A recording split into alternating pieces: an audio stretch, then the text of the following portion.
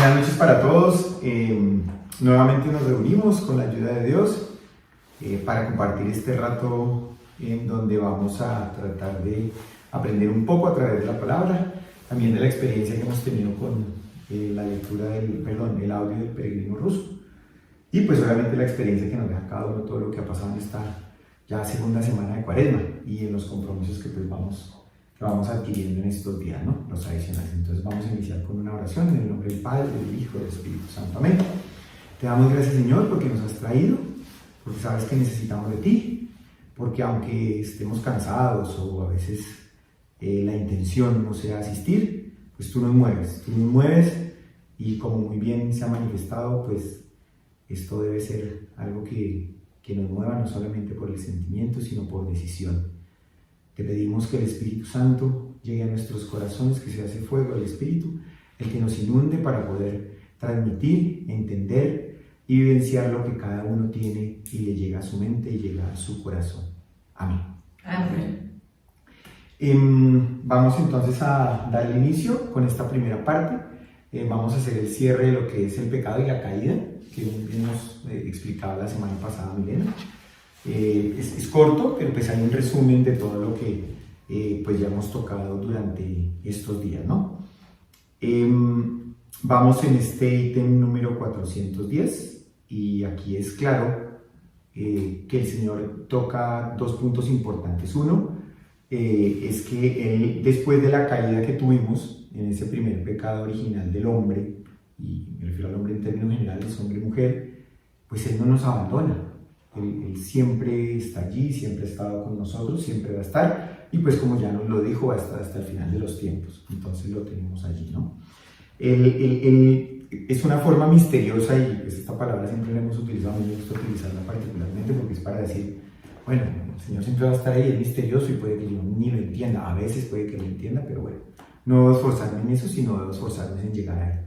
Entonces Él nos ayuda y nos dice pues que básicamente nunca nos va a abandonar. Este pasaje del Génesis, en donde obviamente pues, se ve toda esta situación de desobediencia a nuestro Dios, se le denomina protoevangelio. ¿Y por qué protoevangelio? Los evangelios son la buena nueva, y en esa buena nueva, pues en lo que se manifiesta en este protoevangelio por ser el primero, y se denomina como protoevangelio por ser el primero de ellos, pues él entrega primero a la madre María, a decir que pues esta serpiente pues se va a arrastrar dentro de todas las criaturas que se tienen en la tierra y pues va a ser dominada por nosotros. Pues ustedes ven, pues muy seguramente a la Virgen María siempre estando pisoteando pues como una serpiente y su cabeza, ¿no?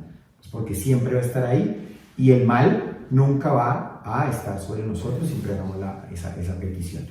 También ya en el ítem que sigue, en el 411, pues nuestra tradición menciona que vamos a tener un nuevo Adán, y ese nuevo Adán pues viene dado a través del nombre de Jesús, que nunca va a abandonar su cruz, y pues que va a ser levantado, y eso pues nosotros lo tenemos pues claro en este momento de la cruz, de la muerte del Señor. Y también se habla de que vamos a tener una nueva Eva, y esa nueva Eva pues va a ser pues la madre de Cristo, ¿no? De María, que va a ser la persona que va a estar redimiendo eso que nosotros cometimos, pues redime el Señor, pero ella va a estar en ese soporte de redención de este pecado que cometimos, ¿no? La Virgen María, pues aquí se aclara, y que es muy importante para nosotros, pues que ella por una gracia especial no comete pecado y no nace preservada del pecado original. No nace con ese pecado original. Porque Dios, siendo Dios, permite que nosotros pequemos. Es ahí donde, ya lo hemos hablado varias veces, en donde se dice que el Señor nos entrega a nosotros con total libertad, ¿no? Y esa libertad es la que debemos nosotros entender y aprovechar de manera correcta, pues obviamente para agradarle a Él. Y es ahí donde debemos pedir que la voluntad de Él se haga en nosotros. Y vienen algunas palabras muy interesantes, y es donde pues Pablo nos dice que donde abundó el pecado, ya lo sabemos, sobreabundó la gracia. Y me lo decía también, me acuerdo, un confesor a mí, que pues el Señor es misterioso, y Él pues como da esa libertad, permite que se llegue al pecado para alcanzar mayores gracias. Claro, no quiere decir que entonces ahora voy a pecar para alcanzar mayores gracias.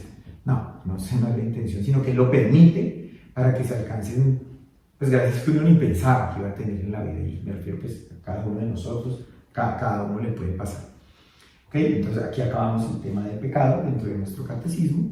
Me parece que ha sido muy claro, y pues es obviamente en lo que nosotros creemos, y todo ha sido dado a través del Espíritu Santo. Más allá de creer, pues la idea es que baje nuestra mente a nuestro corazón. ¿Correcto? Eso es todo, Madrinita. Bueno, muchas gracias. Entonces, bueno, vamos entre todos a hacer esta segunda parte, ¿sí? Cuando estamos en un camino de oración, en una vida de oración, y lo ratifica aquí el peregrino, ¿sí? Es que nosotros todos debemos negar todo lo que se presente a los sentidos. Ejemplos concretos: que estoy orando y olía rosas, que estuve orando y yo vi una imagen luminosa en la pared y entonces a mí se me apareció la Virgen, o que estoy orando y es que yo escuché la voz de Dios y que me habló directamente y es que la escuché por este oído, o que sí. Entonces es muy importante negar esas cosas que se presentan a los sentidos, negar que escuché, que olí, que vi, que sentí, negar eso. ¿Por qué? Porque si es real, si es de Dios, Dios no se va a molestar, Dios no se va a indignar, Dios no se va a decir, uy, desagradecida, yo no le voy a mostrar a mi mamá en la pared. No, ¿sí? Entonces, estamos siendo astutos. Dios nunca se molesta, pero que por lo general el 99% es del maligno, esas apariciones, esos sentimientos y esos olores, porque recordemos que el maligno se disfraza de luz, de ángel de luz. Entonces, el maligno nos representa en olores, en visiones, en ruidos, en cosas bonitas. O sea, no nos va a presentar aquí el infierno en la pared, no, ni la mujer o el hombre seductor, no, ¿sí? Como estamos en un camino de buscar la piedad, de ser buenos y de ser santos, Satanás es muy estratégico y muy astuto. Entonces voy a decir, bueno, le voy a mostrar a la Virgen, le voy a poner a oler rosas, le voy a mostrar que aquí hay escarcha en esta silla, ¿sí? ¿Por qué? Porque resulta que el riesgo espiritual tan grande, que lo ratifican aquí y que sobre todo los místicos como Santa Teresa y San Juan de la Cruz lo dicen, y bueno, mi director espiritual lo dicen, es hacernos creer que somos muy buenos y hacernos creer que solo Dios le muestra esas cosas a las personas buenas. Entonces, si yo veo la imagen de la Virgen y esa pared, digo, no, entonces yo debo estar ya tan cerquita de Dios porque, mire, ya estoy viendo a la Virgen. O ya estoy viendo escarcha, entonces yo debo ser muy buena porque yo ya estoy viendo la escarcha, me cayó la escarcha, ¿sí? Entonces, eso es un peligro espiritual para llenarnos de algo que se llama soberbia espiritual. Así como hay pecados capitales, están los 7 pecados espirituales. Y dentro de esos 7 pecados espirituales está esa soberbia espiritual. Si Dios elige personas para que sientan o vean cosas extraordinarias, no por negarlo Dios no lo va a quitar, ¿sí? Y vamos a sentir paz y vamos a sentir pruebas de que son de Dios, aunque hay que negarlas, pruebas de que son de Dios. Humildad, me da humildad, entonces yo las callo, yo no las estoy publicando. Otra cosa que también mencionaba, aparte de cuando uno esté orando, es muy importante el silencio. Es muy importante lo que estabas diciendo ahorita sobre no permitir que entren imágenes a la mente, no permitir que en ese momento de oración se me vaya la mente para otro lado, que me acordé dejé la leche en el fuego, lo que sea, ¿sí? O cosas así, claro. Sí. Cosas así que nos distraigan de ese momento de conversación con Dios. Entonces, el silencio es muy importante para lograr esa comunicación con Dios, la oración. Y también dice que no debemos abandonar la oración del corazón porque es sagrada. Lo mencionaba ahí, que nunca dejar de la oración del corazón. ¿Y cómo es sagrado que hay que hacer? Orar. Pero ¿qué hay que hacer? Hay que hacer 2 cosas. Él nos dijo ahí vas perfectamente. Nunca dejar de invocar a Jesucristo ni desconfiar de Dios. Sí, pero miren lo que dice. La oración del corazón es tan sagrada que hay que confesarnos y prepararnos con penitencia y mortificación. Ahí lo dijo él. Están en oigan, pero bueno, no, claro. pastores, Preciso, ¿Qué pasa con esa? Un gran detalle, sí. Claro. Y yo diría que no solo la oración del corazón, sino nosotros para ayudarnos a ser orantes, tenemos que meternos fuerte con lo que nos está diciendo aquí. Confesión, penitencia y mortificación. 3 cosas importantes, porque más adelante, ahorita que empecemos el tema, vamos a ver cómo ayudan esas cosas a limpiar el alma. Y un alma limpia es un alma que habla, es como cuando uno tiene una excelente señal que habla con una claridad, que no hay interferencia. Así es cuando uno tiene el alma limpia. Cuando tenemos el alma medio pegachienta de pecado y de maldad, es esa interferencia. No te escuché bien, ¿qué dijiste? Hablamos después. Es lo que nos pasa en la oración cuando el alma está medio empalagosa de pecado, ¿sí?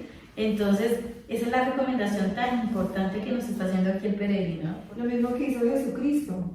Él siempre se iba a orar solo, se retiraba. O sea, yo no sé muy bien de la Biblia de eso, pero está la historia cuando él se retira a orar a solas y le dice a todos sus amigos discípulos que lo esperen orando, que él ya viene. Y se fue solito a orar, a encontrarse con Dios. Y cuando regresa, pues todos están dormidos. Pero entonces, que eso es muy importante, el silencio y retirarnos a orar, como que no haya distracciones y estemos concentrados en ese momento de comunicación con Dios. ¿Qué consecuencia tiene esa oración contemplativa, de esa silenciosa? Quien vive en silenciosa soledad no solo no vive en un estado de inactitud de ocio, sino que está activo en el más alto grado, incluso más que quien participa de la vida en sociedad. Otra es que la influencia benéfica y utilísima sobre su prójimo de quien observa el silencio no solo se manifiesta por la comunicación de sus instructivas observaciones sobre la vida interior, sino que el propio ejemplo, su vida retirada, la beneficia al laico atento, llevándolo al conocimiento de sí mismo y despertando en él el sentimiento de reverencia. Sí, señora, eso es súper importante, ¿no? Y termina diciendo, cierra esta parte diciendo que los contemplativos son pilares para la iglesia. Es decir, todas estas monjitas de clausura, toda esta gente que se la pasa encerrada rezando, no dice, allá rezando y allá rezando y allá rezando, pues es que nos sostienen los que estamos activos y sostiene a toda la iglesia, ¿no? Porque es eso, va tocando corazones, esa oración de intercesión y lo que dice aquí, ¿no? Son personas muy sabias que saben dar ejemplos. Por ejemplo, los padres del desierto los buscaban por la sabiduría que les daba el Espíritu Santo, porque es producto de ese silencio y de esa oración, ¿no? Con el ejemplo atraían a decir, uy, mire esa persona tan serena, tan tranquila, tan sabia, tan feliz. Entonces uno como que le da ganas de estar con esa persona y de como de imitarla, ¿no? Por las virtudes que irradia. Entonces es muy importante que nosotros descubramos esos beneficios de orar en silencio, que le llamamos contemplación, ¿verdad? Y que tratemos de sacarle tiempos en la medida que todos podamos, ¿cierto? Porque somos personas activas. La oración de intercesión. Sí, muy bien. ¿Qué dice ahí? Lo tangible es necesario, pero lo espiritual ayuda y debemos creerlo firmemente. De eso alcanzamos a hablar un poquito, ¿se acuerdan? Sí. La de eso está, pero nos faltó un tilín. Nos faltó, quedamos como cortados ahí por el tiempo. ¿Qué nos faltó? De esa oración de intercesión. ¿Qué dice ahí el peregrino? Que debemos orar por quienes lo piden y orar por los muertos también. Que la oración por los demás es una demostración de fraternidad, de querer que el otro también esté bien, pues que le lleguen también las bendiciones que pedimos para nosotros, también las podemos pedir para los demás.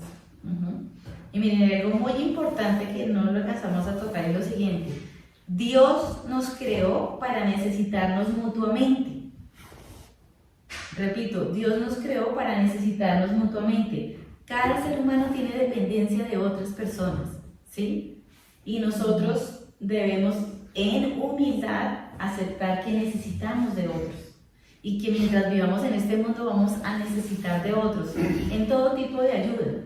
Y precisamente como estamos diseñados y hechos y creados para necesitar del otro, yo también me debo al otro, porque es una ayuda mutua. No solamente esperar que a mí me ayuden, pero yo no ayudo a nadie. No, es en ambos sentidos. Que me ayuden a lo largo de mi vida y yo también buscar en el servicio a quien puedo ayudar, ¿sí? Por eso es importante la oración de intercesión, para que se nos ablande el corazón y seamos humanos, nos veamos, como dice el mandamiento, ¿no? Amar al prójimo como a uno mismo. Cuando uno ama, uno quiere ayudar y servir. Ejemplo con los hijos, uno se trasnocha cuando están enfermos, los lleva a donde sea, hace lo que sea por los hijos, y uno le dice, oiga, mire, me debe tanto por el parqueadero, por la clínica, por los medicamentos, y ahora yo la otra semana no lo cuido porque me trasnoché la semana anterior. O sea, uno a los hijos nunca le pasa una factura de cobro, jamás. De pronto cuando está bravo uno le dice, es agradecido toda la vida, sí, pero digamos que son momentos de rabia, pero el amor hace que eso se borre, o sea, que no hayan cuentas pendientes. De esa misma manera, digamos, nosotros tratarnos mutuamente todos, ¿sí? Y ese es uno de los objetivos de la oración de intercesión. Entre yo más ore por otros, más bondad voy a tener por los demás. Bueno, ya con esto estamos dando el gran cierre a nuestra oración del corazón, que la empezamos a trabajar desde el mes de noviembre. Imagínense la importancia de esto, cuánto tiempo nos tomó, ¿no? Lo importante es que sigamos practicándola, no seamos, acuérdense de lo que dijimos, ¿no? Somos fervorosos, pero nos gana la pereza. Y entonces nosotros vamos a hacer la excepción. Somos fervorosos y somos perseverantes y somos disciplinados y seremos grandes santos, porque vamos a dar a un lado la pereza espiritual, ¿vale? No sé si él mencionaba ahí, como si yo sé que estamos cerrando ya, él mencionaba algo de la oración de intercesión y no sé, no estoy muy seguro, de pronto me puedes aclarar. Si mencionaba la oración entre la iglesia militante, purgante y triunfante. Creo que él lo mencionaba porque es que nosotros de pronto no sabemos que hay unos que allá que también pueden orar por nosotros, que eso obviamente está dado a través del Espíritu. Sí, yo creo que la mayoría lo sabemos, no sé, pero digamos que nosotros tenemos 3 iglesias, ¿no? La iglesia militante, que somos los que estamos en este valle de lágrimas, ¿sí? La iglesia triunfante, que son los que están ya disfrutando de la gloria de Dios, ¿sí? Y la iglesia purgante, que son esas almitas que están en estado de purificación, ¿sí? El tema con la iglesia purgante es que desafortunadamente ellas no pueden orar por ellas mismas. Ellas, el poder que Dios les da es que oren por la iglesia militante. Ellas solo pueden orar por los que estamos vivos. Ellas no pueden orar por ellas mismas, ¿no? Nosotros tenemos el gran privilegio que podemos orar por nosotros los vivos y por ellas también, ¿sí? Entonces siempre es recomendable que incluyamos en nuestras oraciones a esas almitas, especialmente esas almitas más abandonadas, esas almitas que nadie ora por ellas, porque ellas van a ser muy agradecidas y son muy agradecidas, y ellas tienen poder, aunque estén en poder, en estado de purificación, ellas tienen mucho poder, el Señor les da poder. ¿Por qué? Porque ya son almas gloriosas, porque se salvaron del infierno, y todo lo que se salve del infierno ya es glorioso. Solo que están como ahí, dice, un momento, quédate en la puerta, límpiate para que entres, ¿sí? Pero si ya está ahí como en esa puerta de purificación, ya tienen mucho poder para ayudarnos. Entonces se convierten en almas intercesoras, ¿sí? De hecho, no está mal que nosotros le digamos a almitas del purgatorio, ayúdenos aquí, almitas, no está mal, porque ellas lo pueden hacer, pueden interceder. No como los santos, con la magnitud de los santos, pero lo pueden hacer, ¿de acuerdo? Y está, ya hablé de las 3, bueno, y la iglesia triunfante, obviamente, ya ellos gozan de una gloria tan grande, y como que el Señor es como si les diera, toma estos poderes, y conéctate con la tierra y haz lo que tú quieras con los poderes que te di. Entonces por eso nosotros los católicos tenemos esa costumbre de orarle a un santo, o de decir, es que yo soy muy devota a San Pío Pietrelcina o a la madre no sé quién, ¿sí? Eso no está mal, porque ellos son intercesores, pero que no se nos olvide que el que hace el milagro es Dios, empezando por la Virgen no hace los milagros, ella es una intercesora, ¿no? Y entonces está mal de los católicos, es cuando nos desviamos y empezamos que la novena San Benito, y es que solo San Benito, no, pero o sea, qué bien que le hagas la novena, pero acuérdate que es Dios el que le permite a San Benito hacer la sanación, el que te restaura el matrimonio, lo que uno esté pidiendo, ¿verdad? Entonces es importante que nosotros, conclusión, oremos por las almas del purgatorio y por los que estamos en este mundo, ¿no? Para eso. Perdóname, el padre Pablo nos explicaba alguna vez, o nos explicaba en una pequeña comunidad, que eso es lo que se llama la intercesión de los santos. Cuando nosotros oramos en el credo, que decimos creo en el Espíritu, creo en la intercesión de los santos, esa es la intercesión. Yo pensaba que solamente era de los santos, no, es esa intercesión que hacemos entre las 3 iglesias, entre la iglesia militante, purgante y triunfante. Esa intercesión se llama la intercesión de los santos. Gracias. Bueno, entonces vamos a conectar lo que nos dice aquí el peregrino, que la oración interior es tan sagrada que debemos hacer penitencia, mortificación y confesarnos, ¿no? Nos están diciendo aquí. Y qué bonito que se una con este periodo de Cuaresma en el que estamos nosotros aquí, ¿cierto? Donde la iglesia nos está proponiendo 3 prácticas penitenciales, ¿sí? Pero entonces para entender y entrar en sintonía, o los que no lo sabemos, aprender, y los que lo sabemos, como Mirenita, reforzar de pronto, ¿cierto? Porque siempre es bueno que nosotros nos recuerde, como cuando un mueble tiene polvo, queda mejor quitándole el polvo, brilla más, así es nuestra alma. Lo sabemos las cosas, pero como que a veces las dejamos empolvar en nuestro corazón, ¿verdad? Entonces, para poder empezar a hablar de este tema, lo primero que yo creo que debemos hablar es que debemos tener claro que nosotros tenemos 3 enemigos. 3 enemigos que lo hemos nombrado aquí. ¿Tú te acuerdas de los 3 enemigos que tenemos? La carne, El mundo, el demonio y la carne. Exactamente. La carne, el mundo y el demonio. Son 3 enemigos que nosotros tenemos. De hecho, si Arturo me trata mal a mí, mi enemigo no es Arturo, mi enemigo es lo que hay, el mal que hay dentro de Arturo. ¿Sí? Me hago entender que es el demonio que lo utiliza para ofenderme, buscando que yo odie a Arturo, que yo me envenene y que yo peque. Entonces nosotros realmente no tenemos enemigos de carne y hueso, sino son directamente esos 3 enemigos, ¿de acuerdo? Entonces, ¿a qué le llamamos mundo? Y hay que aclarar bien ese enemigo mundo, porque puede caernos en un error, ¿cierto? Mundo es una atmósfera falsa, ¿sí? Que existe dentro de la creación. Todo lo que Dios creó es perfecto y es bueno. La creación en sí es perfecta y es buena, ¿sí? Entonces muchas personas se confunden creyendo que mundo es la creación. No. Mundo es lo que está contaminado, lo perverso, lo malo, lo falso, que está en medio de la creación. A eso le llamamos espiritualmente mundo, ¿sí? Demonio. Estamos hablando del ángel caído con los ángeles desobedientes. A eso le llamamos demonio. Ese ángel caído que se llevó un montón de ángeles inocentes y bobos y tontos y que se los llevó y que terminaron siendo expulsados. A eso le llamamos demonio, ¿cierto? ¿Y a qué le llamamos carne? A nuestra naturaleza humana. Nuestra naturaleza era perfecta y era buena antes de la desobediencia de Adán y Eva. Era una naturaleza, como nos lo dijo Milena, incorruptible, pura, nacimos para ser eternos. O sea que era una naturaleza perfecta y bella. ¿Qué ocurre? Que cuando Adán y Eva cometen la desobediencia y el pecado, ¿cierto? Esa naturaleza se daña, esa naturaleza humana se corrompe. Y se corrompe con algo que se llama concupiscencia, que es la inclinación al pecado. Y por eso, esa concupiscencia y esa naturaleza humana fracturada y dañada termina siendo nuestro propio enemigo. Es decir, mi cuerpo termina siendo mi enemigo. Yo no digo, Dios mío, pero ¿cómo es esto? Ojo, completo la frase para que no vayamos a tener las interpretaciones, si no los puros vienen y me sacan los ojos. Mire, mi cuerpo termina siendo mi enemigo si yo no tengo educado mi cuerpo, si no lo tengo educado. Porque Dios nos creó en armonía, y lo decíamos en el catecismo, ¿no? El cuerpo y el alma son una armonía, son una unidad. Pero la pregunta es, ¿nosotros lo tenemos en armonía? ¿O por culpa del pecado el cuerpo me está gobernando?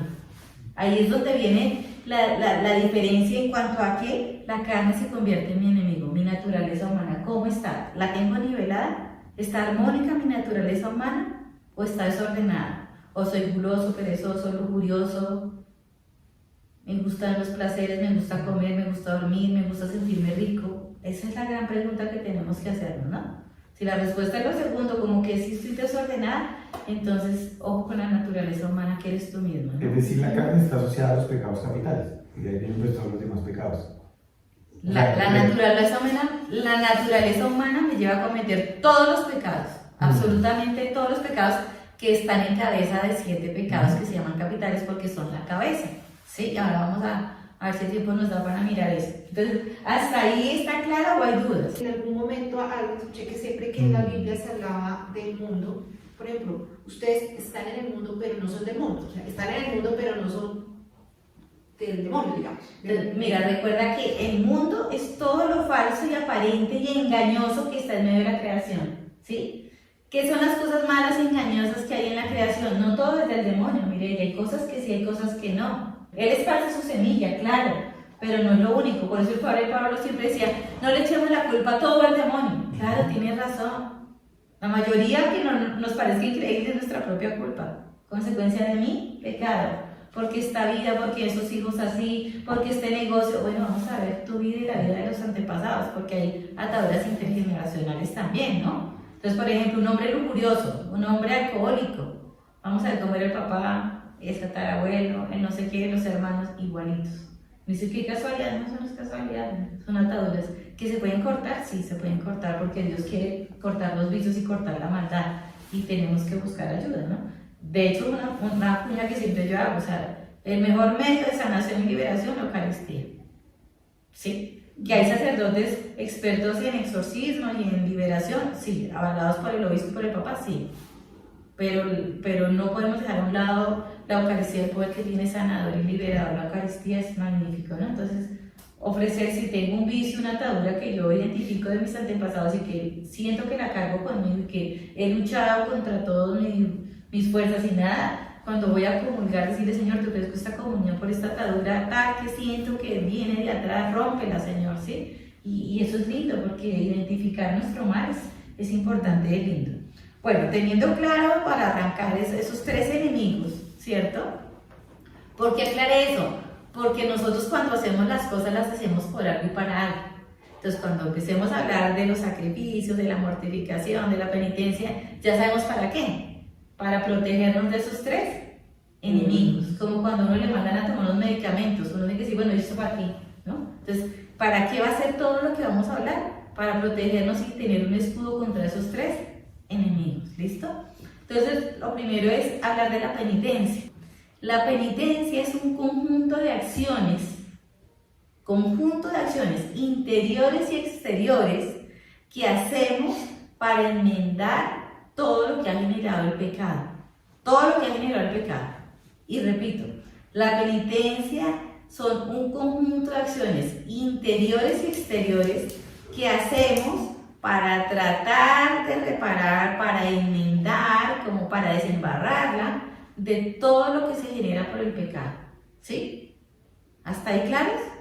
Por eso es que en la confesión el Padre nos dice, como penitencia vas a hacer tan, ¿sí? Entonces es un conjunto de acciones interiores o exteriores.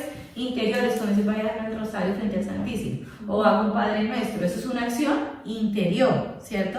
O también nos puede decir, vaya y un mercado a los pobres, eso es una acción exterior. Entonces es un conjunto de acciones, ¿sí? Pero no solamente se queda para la confesión que nos da el sacerdote, porque lo vamos a ver que envuelve absolutamente todo. Por eso tener clara esa definición de penitencia es muy importante, ¿de acuerdo? Es muy, muy importante, ¿vale? En la Cuaresma, la Iglesia nos plantea tres actos penitenciales. Ahora sí vamos a entender por qué nos dicen actos penitenciales. Como ya entendimos que la penitencia, nos hablan del ayuno, de la limosna y de la oración, porque ya sabemos que es un conjunto de acciones para desembarrarla, por lo que hacemos por los pecados. O sea que sí va paralela con el ayuno. Es que el ayuno es un acto penitencial, la limosna es un acto penitencial y la oración termina siendo un acto penitencial, porque es un conjunto de acciones. Y vamos a ver.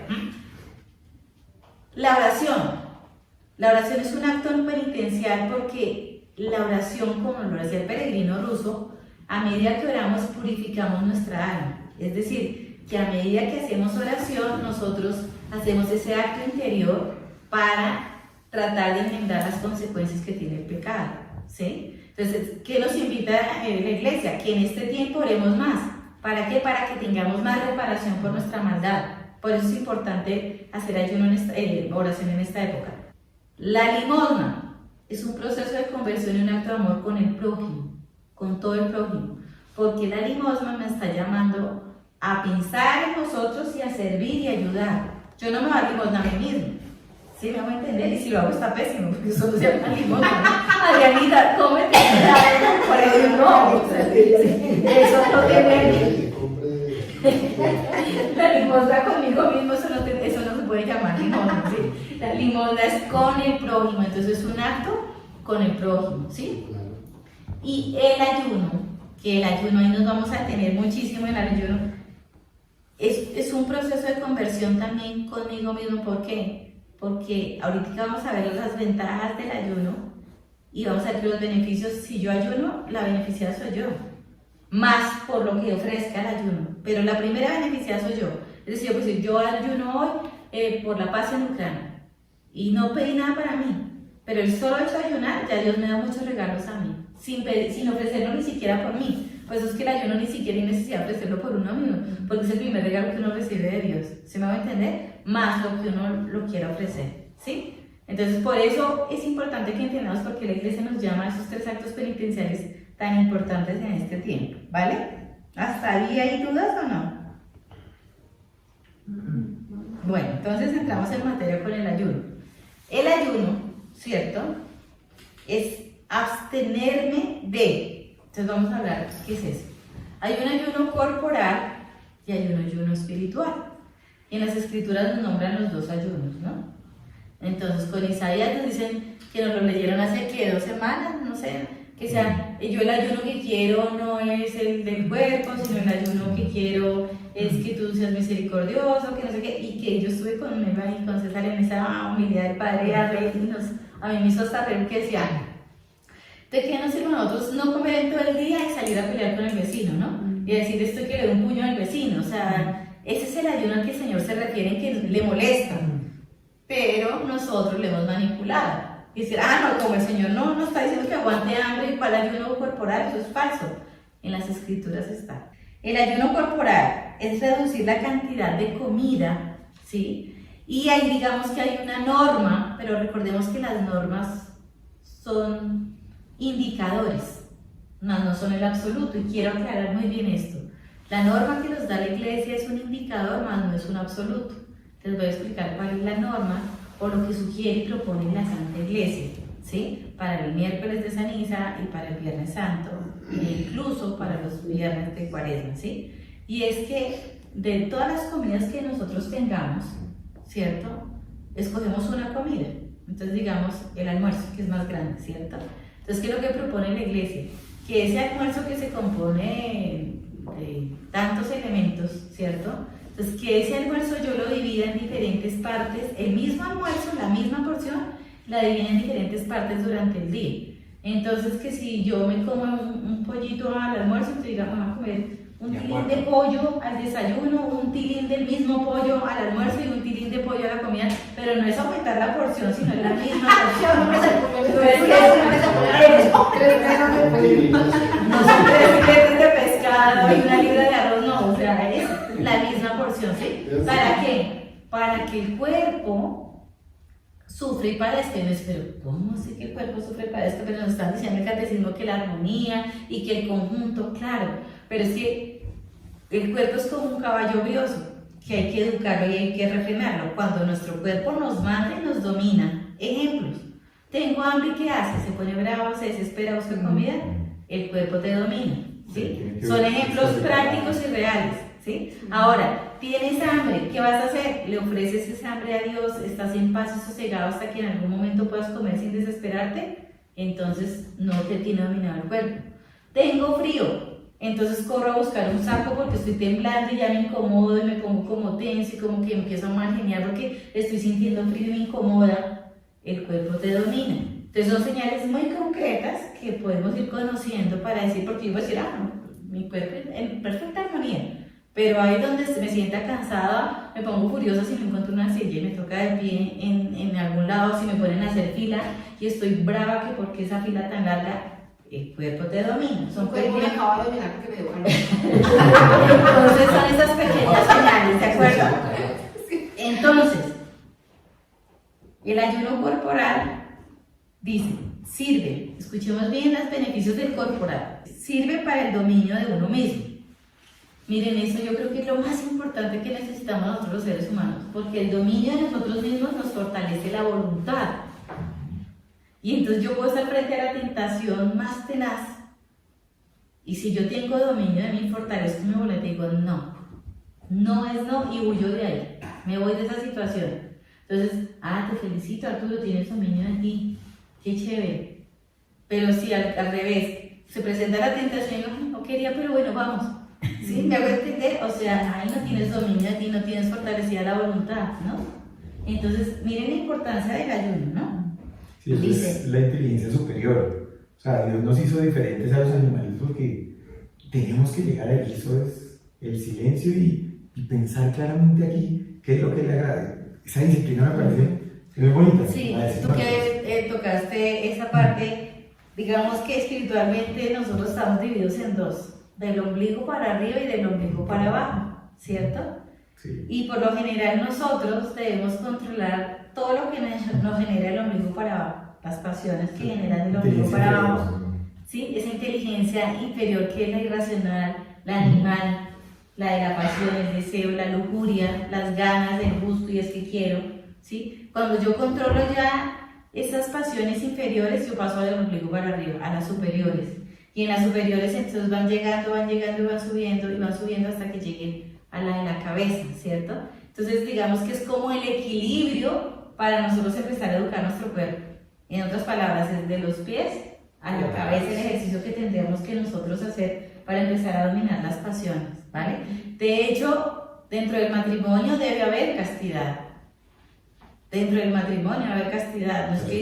No es que como las relaciones sexuales se permiten después, entonces volvamos esto un parque de diversiones. No, porque los matrimonios empiezan a dañarse muchísimo, ¿de acuerdo? No podemos caer como los animales. Ahora vamos a algunas citas bíblicas de la importancia del ayuno corporal, que hay que rescatarlo y hay que defenderlo incluso de los mismos sacerdotes. Miren lo que dice aquí en el Éxodo, ¿sí? Y vamos mirando, dice, el Éxodo capítulo 34 versículo 28 dice, Moisés antes, bueno, no lo tengo anotado, lo podemos buscar aquí, pero ¿qué es lo que dice este? Dice que Moisés con Yahvé, antes de recibir las tablas de la ley, ayunó.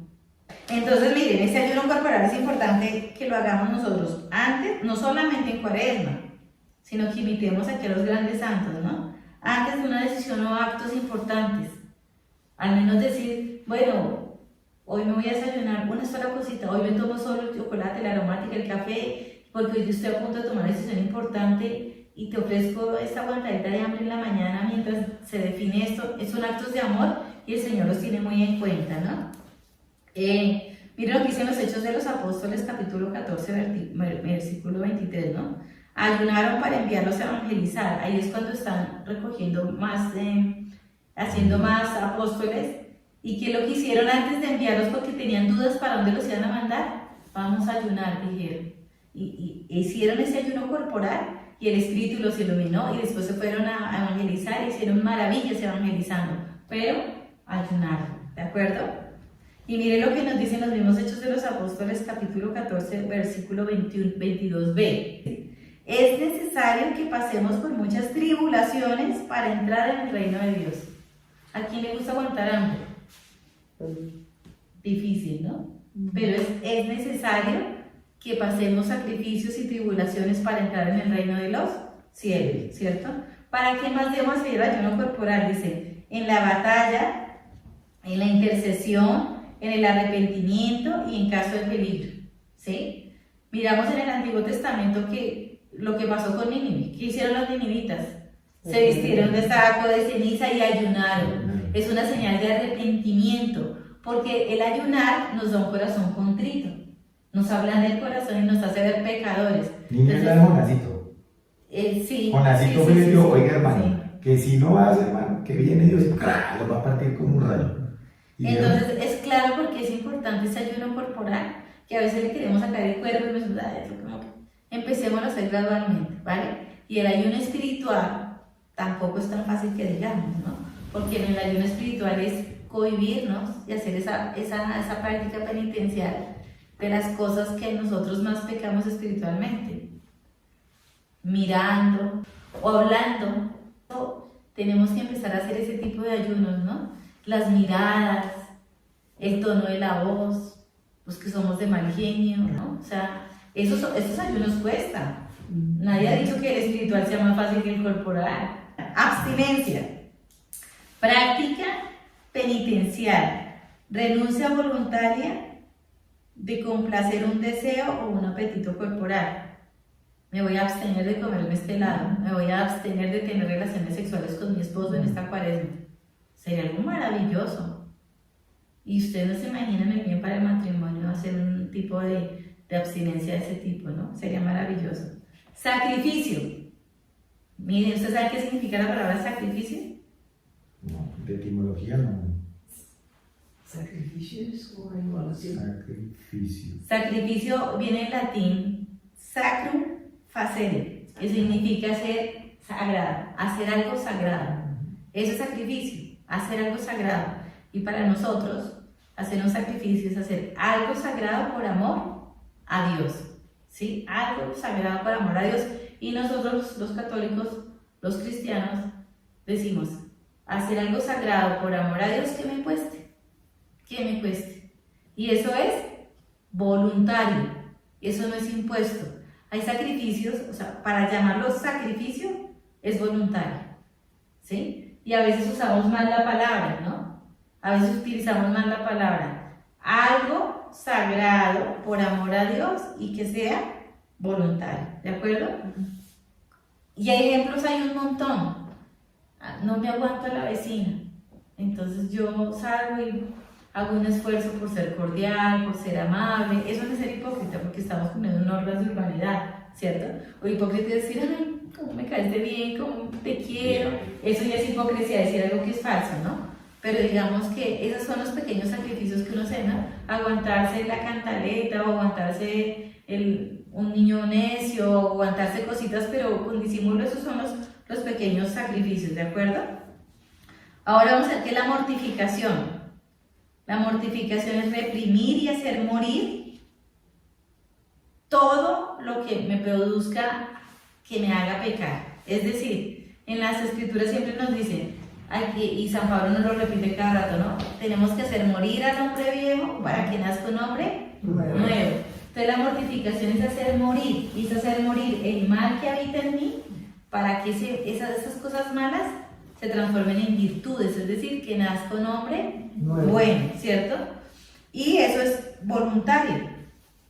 Una mortificación nunca va a ser impuesta. El acto penitencial Encierra todo. claro, el acto, o sea, la mortificación es un acto penitencial, el sacrificio es un acto penitencial, la abstinencia es un acto penitencial, pues recuerden que acto penitencial es un conjunto de acciones para tratar de sopesar, de enmendar las consecuencias de la maldad. Y ojo, esa maldad, cada pecado tiene una consecuencia personal, familiar y universal. Ojo, y siempre he puesto el ejemplo del aborto. Si yo aborto, primero es un daño para mí, ¿cierto? Seguro es un daño para el papá del niño que aborté, para mi familia, y segundo para el universo. Y me dice, bueno, y entonces, ¿cómo así que si yo aborté y fue en secreto y nadie se enteró, entonces cómo el universo? Miremos todos esos niños que son maltratados, miremos todos esos niños que son abusados, todos esos niños que sufren producto de abortos. Que en el cielo vamos a comprobar esto.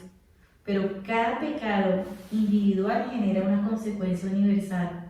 Por eso las hambrunas, la desigualdad social, la corrupción es producto de los pecados de nosotros mismos. No, y además que digamos que han habido testimonios de eso. Tú no sabes si el hijo que abortaste, cuál era la misión que él tenía en la vida, y tú se la cortaste porque no le permitiste vivir. Exactamente. Y aquí para terminar, dos cositas. En la epístola de los Romanos, que me mató, me parece divina, capítulo 8, versículos 12 y 13, dice: así que, hermanos míos, no somos deudores de la carne para vivir según la carne, pues si vivís según la carne, moriréis. Es decir, que vamos al fuego eterno. Estaban hablando de la muerte del alma, no la del cuerpo, ¿cierto? Pero si con el espíritu hacéis morir las obras del cuerpo, viviréis. ¿Qué quiere decir esto? Que nosotros, en ese equilibrio que Dios quiso desde el principio de cuerpo y alma, quien debe llevar el mando es el alma y no el cuerpo. Quien debe llevar el alma es la que tiene que gobernar el cuerpo, y ese es el equilibrio, ¿de acuerdo? Y aquí, miren, nos lo está diciendo tan claro San Pablo, tan claro San Pablo. Y el ayuno trabaja eso, el espíritu, ¿no? fortalece la voluntad y dominio de sí. Entonces pensemos que el cuerpo es una potranca salvaje y que yo con el ayuno le pongo las riendas y la jalo y la domino. Eso es el ayuno. Fuera de la oración y otro montón de cosas, ¿no? Pero el ayuno es fundamental. Mire lo que dice aquí en los Colosenses capítulo 3, versículos del 5 al 6. Por tanto, dad muerte a todo lo terreno que haya en vosotros, fornicaciones, impurezas, pasiones, malos deseos, codicia, que es una idolatría, todo lo cual trae la ira de Dios sobre los rebeldes. Trae la ira de Dios. ¿Se acuerdan cuando hablamos que Dios tiene un juicio y una justicia divina que reclama? Que lo hablamos alguna vez, que era misericordioso, pero que la misericordia es hasta que nos muramos. O sea, ya muertos no hay misericordia, ya muertos hay un juicio. Y yo les decía, si hay misericordia, muertos no existiría el infierno. Todos vamos para el cielo. Entonces, hagamos y deshagamos porque todos vamos para el cielo. Y miren lo que nos dice ahí.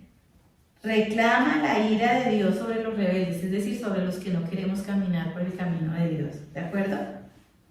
Tenemos 7 pecados capitales que yo creo que no lo sabemos: soberbia, codicia, lujuria, envidia, gula, ira y pereza.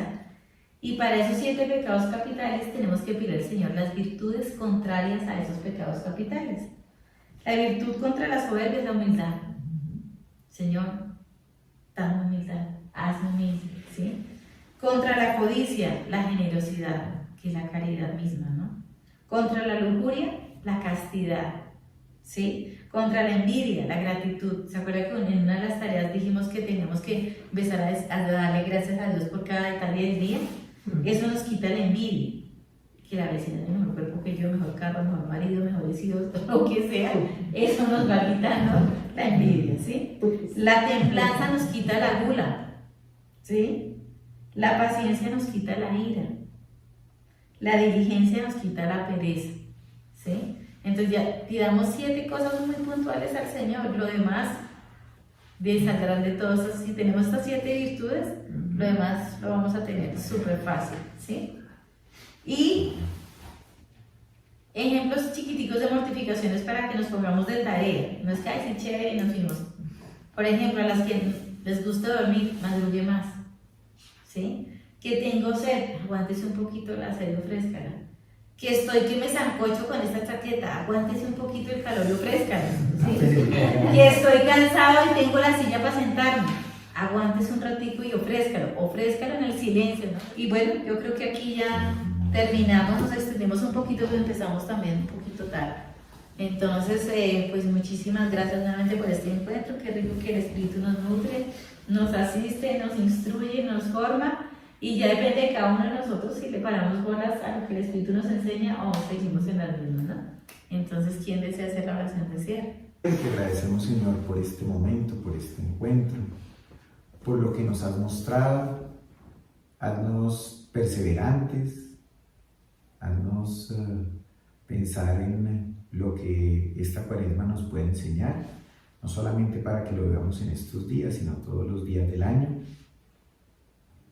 Danos fortaleza y danos también esa capacidad de entendimiento que llega del Espíritu para poder realizar estas actividades que se nos han mencionado. Enséñanos de qué manera hacerlo, Señor, cada quien a su ritmo y cada quien a lo que tú esperas que pueda llegar a ser, Señor.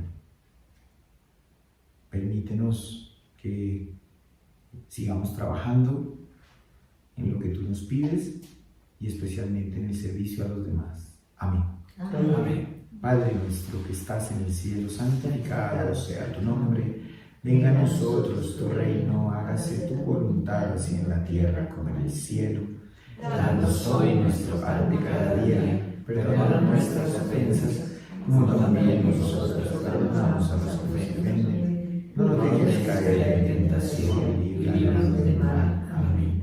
Y a ti, Virgen María, te pedimos que si nos sigas cubriendo con ese manto precioso y que nos sigas poniendo en los pies del Señor para que a través de tu intercesión podamos lograr alcanzar esas virtudes que tú nos has dado: la prudencia, el servicio, la caridad y el entendimiento. Amén. Amén. Dios te salve María, llena eres de gracia, el Señor es contigo. Bendita tú eres entre todas las mujeres y bendito es el fruto de tu vientre, Jesús. Santa María, Madre de Dios, ruega por nosotros pecadores, ahora y en la hora de nuestra muerte. Amén. En el nombre del Padre, del Hijo y del Espíritu Santo. Amén.